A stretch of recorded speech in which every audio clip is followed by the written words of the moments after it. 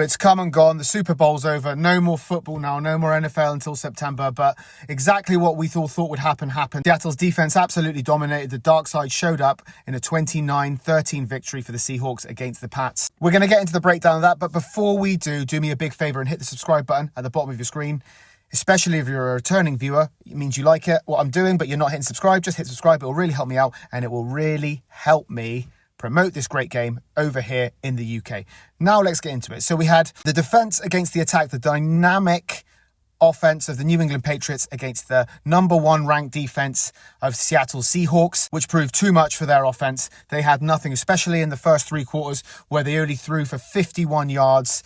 I think I lost count of the amount of 3 and outs there were. They just weren't able to get anything going. Now let's get into the stats. So for the Seahawks, they threw for a total of 363 yards, but it was all about their defense with 6 sacks.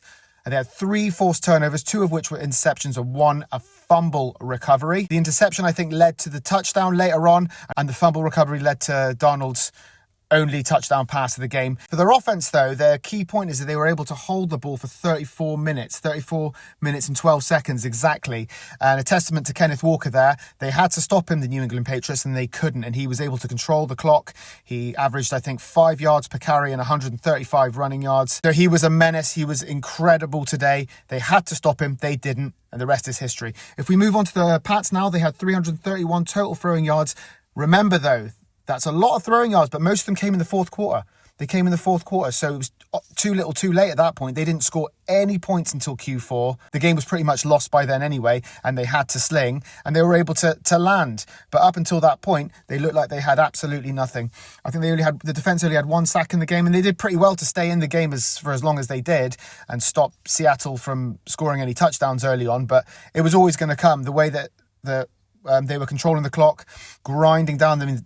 The Pats defense must have been exhausted by the end for the amount of 3 and outs that there were. They just kept getting asked to come back on, and there's only so long you can do that for. But like I talked about earlier, Kenneth Walker was the man for the Seattle offense. He scored 135 throwing yards off 27 carries. He also received for 26 yards, and he was able to control the clock and allow Sam Darnold and the receivers to do their work.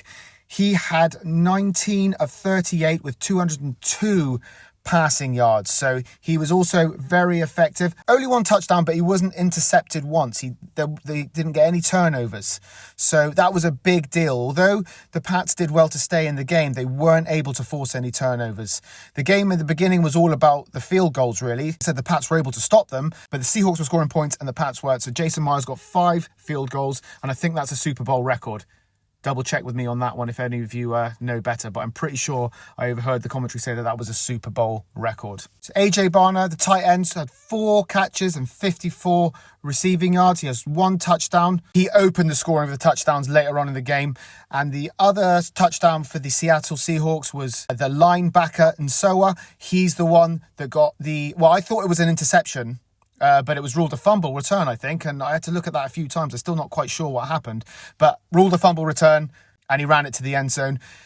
Derek Hall was a monster. He had 2 sacks, 1 forced fumble, and was pretty much a menace for the entire game, and he got my player of the match. If you were going to ask me who it was, it would have been him. New England, their top individual performers were Drake Maye. He completed 27 passes out of 43, 225 passing yards, 2 touchdowns. He was intercepted twice and lost a fumble. Those were really, really important. Now, his stats were a bit exaggerated, I think, because most of them came in the final quarter when he had no choice but to sling it, right? Up until then, he'd only thrown for 60 yards.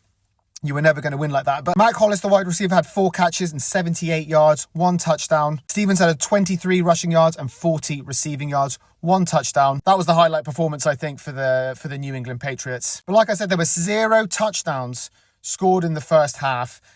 Drake Maye wasn't able to get anything going. So not only did the New England Patriots not score touchdowns, they didn't score any field goals. Because of Seattle's defense being so strong today, Drake Maye had to be perfect. There were opportunities. There were tight windows, but there were opportunities. Then the few opportunities he got where there was open receivers, he missed. He was missing his catches that he was getting all season. I just think when a defense has been peppering you that hard, you're mentally exhausted, you're physically exhausted, and those moments you have to take them, and they didn't take them. Like I said, eventually, later on in the game, he had to sling it, he had to find players.